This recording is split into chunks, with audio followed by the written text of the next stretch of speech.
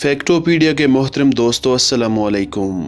21 जुलाई 1969 human civilisation history का सबसे historic दिन था। इस दिन इंसान ने पहली बार इस जमीन से बाहर निकलकर चांद पर कदम रखा था। नील आर्मस्ट्रांग वो पहले इंसान थे जिन्होंने चांद पर कदम रखा, जबकि बज़ एल्ड्रिन वो दूसरे इंसान थे जिन्होंने नील आर्मस्ट्रांग के चांद पर कदम रखने के कुछ मिनट्स बाद उन्हें ज्वाइन किया। इन दोनों के साथ इस मिशन में एक तीसरे एस्ट्रोनॉट माइकल कॉलिंस भी शामिल थे, जो कि अपोलो 11 के ऑर्बिटर में मौजूद थे और चांद का चक्कर लगा रहे थे। ये space mission American space agency, national aeronautics and space administration यानी नासा ने सरंजाम दिया और इस मिशन में गलती की कोई गुंजाइश नहीं थी और फाइनली ये मून मिशन सक्सेसफुल रहा। अपोलो 11 जैसा कि इसके नाम से ही जाहिर है कि ये 11वां अपोलो मिशन था जो कि कामयाब रहा और इस पूरे स्पेस मिशन को अमेरिका की तरफ से लाइव टेलीकास्ट किया गया था और करोड़ों लोगों ने इन हिस्टोरिक लम्हात को टीवी पर देखा। बट क्या हो अगर ऐसा कोई मिशन कभी हुआ ही ना हो। मतलब अमेरिका ने लोगों को बेवकूफ बनाने और इस दुनिया पर अपनी ताकत की धाक जमाने के लिए फेक मून लैंडिंग की थी। क्या मून लैंडिंग सच में एक झूठी कहानी थी जिसमें नासा और अमेरिका ने मिलकर इस दुनिया को बेवकूफ बनाया? आखिर हकीकत क्या है? आइए आज की वीडियो में जानने की कोशिश करते हैं। इस वीडियो को हम दो हिस्सों में तकसीम करेंगे। पहले हिस्से में हम ये जानते हैं कि नासा मून लैंडिंग की डिटेल्स के बारे में क्या कहता है, जबकि दूसरे हिस्से में हम कॉन्स्पिरेसी थ्योरिस्ट्स की जानिब से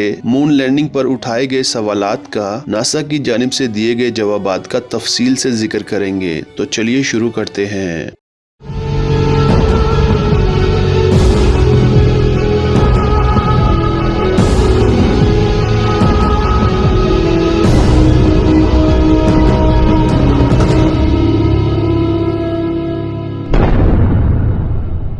तो इन सब की शुरुआत हुई थी साल 1957 में, जब सोवियत यूनियन ने पहली बार एक आर्टिफिशियल सैटेलाइट स्पुतनिक 1 को सक्सेसफुली लॉन्च करके स्पेस रेस की शुरुआत कर दी थी। और इसके 2 साल बाद अप्रैल 1961 में फिर से एक हिस्टोरिक अचीवमेंट हासिल की, जब सोवियत यूनियन ने पहली बार एक इंसान यूरी गैगरिन को स्पेस में भेजा। अब अमेरिका को भी कुछ बड़ा करना था जिससे वो इस स्पेस रेस में सोवियत यूनियन से भी आगे निकल सके, क्योंकि यही वो वक्त था जब अमेरिका और सोवियत यूनियन में कोल्ड वार छिड़ी हुई थी। तो इस वक्त अमेरिका फेक मिशन करके अपनी इज्जत को दांव पर नहीं लगा सकता था। इसके बाद अमेरिका ने भी कुछ आर्टिफिशियल सैटेलाइट्स और एस्ट्रोनॉट्स को स्पेस में भेजा, लेकिन अपोलो 11 वो पहला स्पेस मिशन था जो इंसानों को इस जमीन से बाहर किसी स्पेस ऑब्जेक्ट यानी चांद पर उतारने में कामयाब रहा। तो अपोलो 11 नासा के स्पेस मिशन का 11वां स्पेस मिशन और 5वां मैन मिशन था। अपोलो 11 को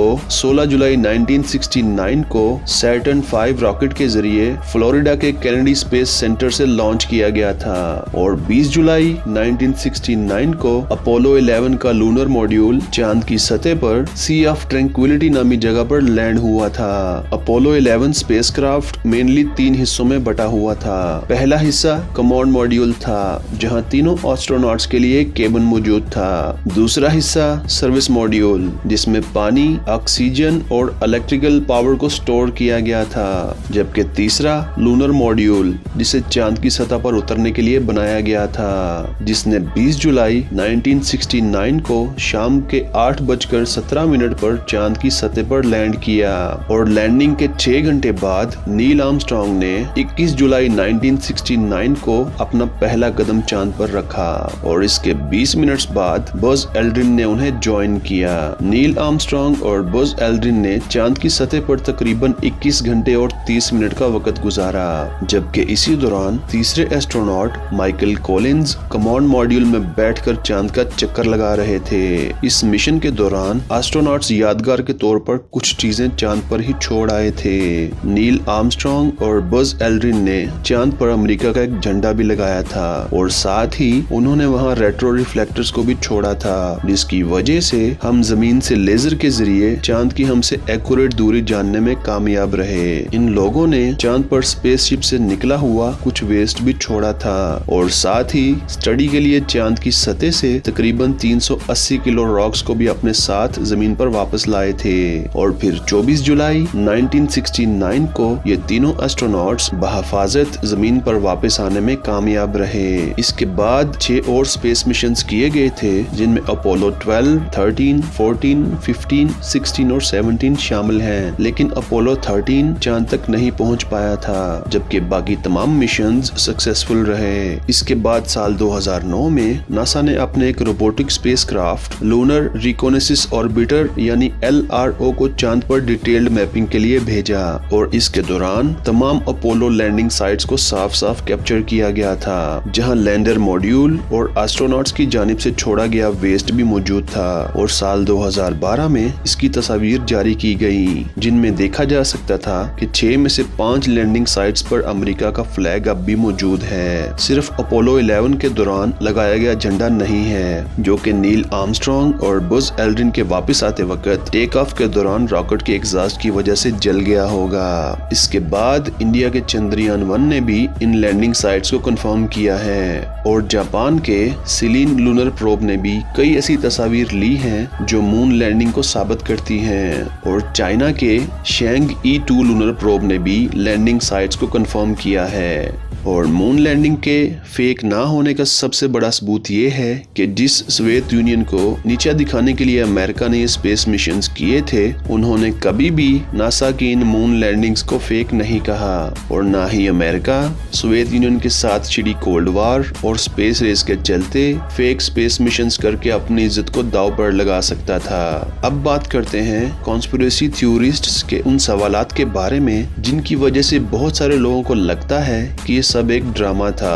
और नासा का इन सवालात पर क्या मौक़िफ़ सामने आया है, आइए जानते हैं। क्लेम नंबर 1, नासा ने जब मून लैंडिंग की तस्वीर और वीडियोस जारी की तो उसमें एक तस्वीर ऐसी भी थी जिसमें अमेरिकी झंडा लहरा रहा था। जमीन पर झंडे का लहराना तो आम बात है क्योंकि यहाँ एटमॉस्फेयर और हवा मौजूद है, लेकिन चूंकि चांद पर ना तो हवा है और ना ही कोई एटमॉस्फेयर, तो यहाँ झंडे का लहराना नामुमकिन लगता है। इस वजह से कॉन्स्पिरेसी थ्योरिस्ट्स ने कहा कि इस वीडियो को जमीन पर ही किसी स्टूडियो में शूट किया गया है, बट उन्हें समझना चाहिए कि ऐसा जरूरी नहीं कि झंडे को लहराने के लिए हमेशा हवा की जरूरत हो। जमीन पर हवा की मौजूदगी किसी भी मूविंग ऑब्जेक्ट को एयर रेजिस्टेंस की वजह से स्लो कर देती है। अब चूंकि चांद पर हवा नहीं है, इसलिए एयर रेजिस्टेंस ना होने की वजह से कोई भी मूविंग ऑब्जेक्ट ज्यादा देर तक हरकत में रहता है। एस्ट्रोनॉट्स ने जब अमेरिकी झंडे को चांद की सतह पर गाड़ा तो उनके झंडा लगाते वक्त दिए गए मोशन की वजह से एयर रेजिस्टेंस की अदम मौजूदगी में झंडा काफी देर तक लहराता रहा, जिसके बाद ऐसा लगने लगा कि मानो झंडा हवा की वजह से लहरा रहा हो। क्लेम नंबर 2, ये बज एल्ड्रिन की तस्वीर है और इनके हेलमेट में लगे ग्लास के रिफ्लेक्शन में ईगल लैंडर और नील आर्मस्ट्रॉन्ग को देखा जा सकता है, बट किसी भी तरह का कोई कैमरा इसमें नजर नहीं आ रहा और नील आर्मस्ट्रॉन्ग भी कोई कैमरा पकड़े नजर नहीं आ रहे। तो कॉन्स्पिरेसी थ्योरिस्ट्स ने सवाल उठाया कि इस तस्वीर को किसने खींचा और वो इस तस्वीर को एज अ प्रूफ पेश करते हैं कि मून लैंडिंग फेक थी, जबकि नासा के मुताबिक इस तस्वीर को नील आर्मस्ट्रॉन्ग ने ही कैप्चर किया था। कैमरा उनकी चेस्ट पर माउंटेड था और इस वजह से उन्हें अलग से कोई कैमरा पकड़ने की जरूरत नहीं पड़ी। अगर आप इस तस्वीर को गौर से देखें तो आपको पता चलेगा कि फोटो लेते वक्त नील आर्मस्ट्रॉन्ग का हाथ उनकी चेस्ट की तरफ मुड़ा हुआ है, जो ये जाहिर करता है कि वो उस वक्त फोटो ले रहे थे। क्लेम नंबर 3, जमीन पर से जब हम रात को आसमान की तरफ देखते हैं तो हमें काफी ज्यादा स्टार्स नजर आते हैं, बट चांद पर ली गई तस्वीर में सितारे नजर क्यों नहीं आ रहे? तो इस पर कॉन्स्पिरेसी थ्योरिस्ट्स का मानना है कि ऐसा इसलिए है क्योंकि इन तस्वीर को किसी स्टूडियो में ब्लैक बैकग्राउंड में कैप्चर किया गया था। वहीं अगर नासा की माने तो ऐसा इसलिए है क्योंकि चांद का सरफेस काफी ज्यादा रिफ्लेक्टिव है, जिसकी वजह से ये खुद पर पड़ने वाली रोशनी की बहुत ज्यादा मिकदार को आसमान की तरफ वापस रिफ्लेक्ट कर देता है और इसी रिफ्लेक्शन की वजह से आसमान में मौजूद सितारों को देख पाना थोड़ा मुश्किल होता है और चांद पर फोटोज लेने के लिए फास्ट एक्सपोजर सेटिंग्स का इस्तेमाल किया गया था, जिससे कैमरा इनकमिंग बैकग्राउंड लाइट पर ज्यादा फोकस नहीं कर पाता। यानी कि ये वजह भी हो सकती है आसमान पर सितारे नजर न आने की। क्लेम नंबर 4, जिस वक्त इन तस्वीर को शूट किया गया था उस वक्त चांद पर सूरज के अलावा कोई दूसरा सोर्स ऑफ लाइट मौजूद नहीं था और ऐसे में तमाम चीजों के शेडोज एक ही एंगल में बनने चाहिए। लेकिन नासा की जानिब से इशू की गई तस्वीर में मुख्तलिफ चीजों के शेडोज मुख्तलिफ एंगल्स में बनते हुए नजर आ रहे हैं। कॉन्स्पिरेसी थ्योरिस्ट्स के मुताबिक ऐसा इसलिए हुआ क्योंकि इस वीडियो को स्टूडियो में शूट किया गया था जहां एक नहीं बल्कि काफी ज्यादा लाइट्स का इस्तेमाल किया गया था। अब अगर नासा की जानिब से दी गई एक्सप्लेनेशन की बात करें तो ऐसा इन दो वजूहात की वजह से हुआ। पहला है चांद की सतह का उबड़ खाबड़ होना, मतलब अगर सतह मतवाजी हो और सोर्स ऑफ लाइट भी एक हो तो सब चीजों के शेडोज एक ही एंगल में बनते हैं। बट हमने जमीन पर भी देखा है कि पहाड़ों में या उबड़ खाबड़ जगहों पर शेडोज अलग अलग एंगल्स में बनते हैं। अब चूंकि चांद की सतह हमवार नहीं है इसलिए शेडोज का मुख्तलिफ एंगल्स में बनना अकल से बालातर नहीं है। शेडोज का अलग अलग एंगल्स में बनने की दूसरी वजह है मल्टीपल लाइट सोर्स। ये बात बिल्कुल सच है कि जिस वक्त इन तस्वीर को लिया गया था उस वक्त महज सूरज ही एक वाहिद लाइट सोर्स था। क्योंकि चांद का सरफेस काफी ज्यादा रिफ्लेक्टिव है इसलिए एक नहीं बल्कि कई लाइट सोर्स वहाँ मौजूद थे, जैसा कि सूरज की रोशनी, चांद की सतह पर से रिफ्लेक्ट होने वाली रोशनी, एस्ट्रोनॉट्स के सूट से रिफ्लेक्ट होने वाली रोशनी और ईगल लैंडर से रिफ्लेक्ट होने वाली रोशनी। क्लेम नंबर 5, ये चांद पर बज एल्ड्रिन के जूतों के निशान हैं। ये तस्वीर उन्होंने चांद की सतह पर मौजूद मिट्टी के सैंपल्स की स्टडी के दौरान ली थी।